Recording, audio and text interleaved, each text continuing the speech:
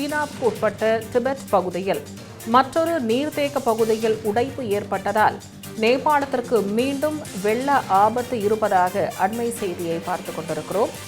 மேலும் விவரங்களை பதிவு செய்வதற்காக நமது சிறப்பு செய்தியாளர் கவியரசன் இணைப்பில் இருக்கிறார். வணக்கம் கவியரசன். தற்போது இந்த நீர்த்தேக்கம் புதிதாக இந்த நீர்த்தேக்கம் உருவாகியுள்ளது என்ற ஒரு தகவல் வெளியாகி இருக்கிறது. இதனால் அந்த நேபாளத்தில் மற்றும் ஒரு அழிவு ஏற்படலாம் என்ற எச்சரிக்கையும் தற்போது வெளியாகி இருக்கிறது. இந்த எச்சரிக்கை தொடர்பான முழுமையான விவரங்களை பதிவு செய்ய. வணக்கம் திவ்யா. நம்ம எல்லாம் பார்த்துட்டு இருக்கோம், நேபாளத்தில் ஏற்பட்ட பெரு வெள்ளம் காரணமாக ஏராளமானோர் மாயமாகி இருக்கிறாங்க. அதே போல பலர் உயிரிழந்திருக்கிறாங்க.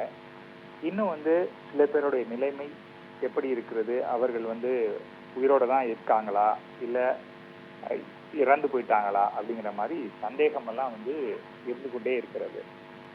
இல்லை ஏற்கனவே பெரு வெள்ளம் ஏற்பட்டதுனால தான் நேபாளுக்கு இப்படி ஒரு நிலைமை. அது மட்டும் இல்லை, அங்கே போன சுற்றுலா பயணிகள், பக்தர்கள், இவங்களுக்கெல்லாம் பெரிய பிரச்சனை அப்படிங்கிறத நம்ம பார்த்துட்டு இருக்கிறோம். இப்போ ஏற்பட்டிருக்கிற சேதமே மிகவும் பெரிது. இதுல மாயமானவர்களை கண்டுபிடிக்கிறதே பெரிய கஷ்டமான பணி.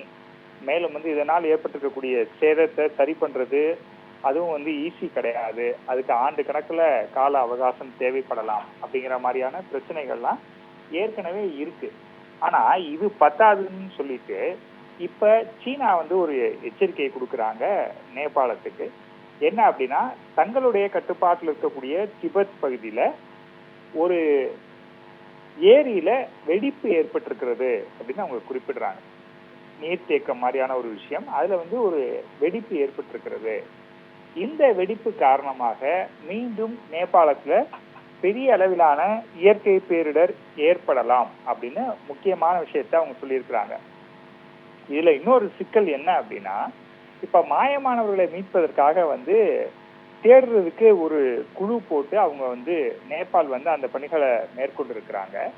400க்கும் மேற்பட்டவர்களை இது வரைக்கும் அதாவது 472 உயிரிழந்த உடல்கள் அதை தான் மீட்டிருக்கிறாங்க.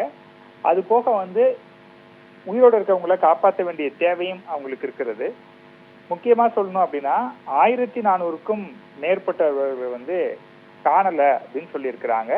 இவங்கெல்லாம் யாரு அப்படின்னா, ஹிமாலயாஸ், அதாவது இமயமலையை ஒட்டி இருக்கக்கூடிய இடங்கள்ல ட்ரக்கிங் போனவங்க, ஆன்மீக சுற்றுலா போனவங்க, ஆன்மீக பயணம் மேற்கொண்டவங்க, இந்த மாதிரியான ஆட்களாக தான் இருக்காங்க. இவங்கள 1400 பேரை காணும். அவங்கள தேடி கண்டுபிடிப்பதற்காக ஒரு குழு போட்டு நேபாள் வேலை பார்த்துட்டு இருக்காங்க. ஆனா இப்ப சீனா என்ன சொல்லியிருக்காங்க அப்படின்னா, இந்த புதிய பாதிப்பு இருக்கு இல்லையா, வரலாம் அப்படின்னு அவங்க வார்னிங் கொடுத்திருக்கிற அந்த பாதிப்பு மீட்பு பணியில ஈடுபட்டு இருக்கக்கூடிய நபர்கள் எங்க இருக்காங்களோ அவங்கள நோக்கி தான் அது வரும் அப்படின்னு சொல்லியிருக்கிறாங்க. அதனால நேபாள் என்ன பண்ணிருக்காங்க அப்படின்னா, இந்த மீட்பு பணியில இருக்கிறவங்க எல்லாம் நீங்க இருக்கிற இடத்துல இருந்து ஒரு கிலோமீட்டர் அளவுக்காவது தள்ளி பாதுகாப்பான இடத்துல இருங்க அப்படின்னு சொல்லியிருக்காங்க. ஏன்னா ஏற்கனவே பல பேரோட நிலைமை எப்படி இருக்குன்னு தெரியல. அப்படி இருக்கும்போது இப்ப மீட்பு பணியில இருக்கிறவங்களையும் ஆபத்துல அந்த ஜோன்ல நம்ம வச்சிருக்கிறது சரியாக இருக்காது. அப்படிங்கறதுனால அவங்க பாதுகாப்பான இடத்துக்கு வந்துருங்க அப்படின்ட்டாங்க. இதுல 2 விஷயம். ஒண்ணு, இதன் காரணமாக மீட்பு பணிகள் பெரிய அளவுக்கு பாதிக்கப்பட்டிருக்கு அப்படிங்கிறது ஒண்ணு. இன்னொன்று, மீண்டும் ஒரு இயற்கை பேரிடரை தாங்கும் இடத்தில் நேபாள் இல்லை அப்படிங்கறத நம்மளால புரிந்து கொள்ள முடிகிறது. அதனால எப்ப வேணா அந்த பாதிப்பு வரலாம்னு சொல்லியிருக்காங்க. அதாவது ஒரு குறிப்பிட்ட டைம் கொடுத்து அதுக்குள்ள எப்ப வேணாலும் வரலாம், சீக்கிரமாவும் வரலாம், லேட்டாகவும் வரலாம் அப்படின்னு சொல்லியிருக்கிறாங்க. எனவே மீண்டும் ஒரு பேரிடர் வந்தால் அதை நேபாள் தாங்குமா அப்படிங்கிறது ரொம்ப முக்கியமான கேள்வியாக இருக்கிறது. இன்னும் ஏற்கனவே பாதிப்பு அதிகம் அப்படிங்கிறப்ப மறுபடியும் அது வரும்போது இன்னும் நேபாளே பெரிய அளவுக்கு அழிந்து போவதற்கான வாய்ப்பு இருக்கு அப்படிங்கிற கவலையை வெளிப்படுத்துறாங்க. திபெத்துல நீர்த்தேக்கம் உடைந்ததாக கூறப்படக்கூடிய நிலையில கோஷி ஆற்றுல நீர்வரத்து அதிகரிக்க ஆரம்பிச்சிருக்கு. ஏன்னா ஏற்கனவே ஏற்பட்ட பாதிப்பு கூட மேல அந்த பனிப்பாறைகள்ல பிளவு ஏற்பட்டு அதன் மூலமாக தண்ணீர் உருவாகி, அதாவது பாறைகள் உருவும் போது தண்ணீர் அதிக அளவுக்கு உருவாகி திரிசூலி மற்றும் கோஷி ஆற்றுல அந்த பெருவெள்ளம் கலந்ததுனாலதான் மொத்தமாக அவ்வளோ பெரிய அளவுக்கான நீர் நேபாளத்துல வந்தது. அதுலதான் இவ்வளவு பெரிய சேதம். இப்ப என்ன சொல்றாங்க மறுபடியும் அதே போல ஒரு வெள்ளம் இல்ல அதை விட அதிகமான ஒரு வெள்ளம் வந்து நிச்சயமாக வருவதற்கான ஒரு வாய்ப்பு இருக்கிறது அப்படின்னு ஒரு வார்னிங் கொடுத்திருக்கிறாங்க. எனவே வந்து அதெல்லாம் வருதா வரலையாங்கிறத நம்ம பொறுத்து பார்க்கணும். இதுல எல்லாத்தையும் விட முக்கியமான விஷயம் மீண்டும் வந்து அந்த மீட்பு பணி எப்ப தொடங்கும் அப்படிங்கிறது தெரியல. ஏன்னா வந்து விரைவா கொஞ்சம் நம்ம பண்ணும்போது ஏற்கனவே 2 நாள் ஆயிடுச்சு. அதனால இப்ப அவங்க எல்லாம் பாதிக்கப்பட்டவங்க எல்லாம் எப்படி இருக்காங்கன்றது தெரியல.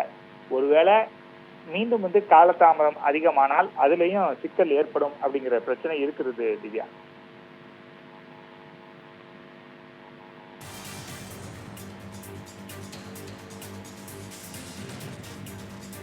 முழுமையான விவரங்களுக்கு நன்றி கவியரசன்.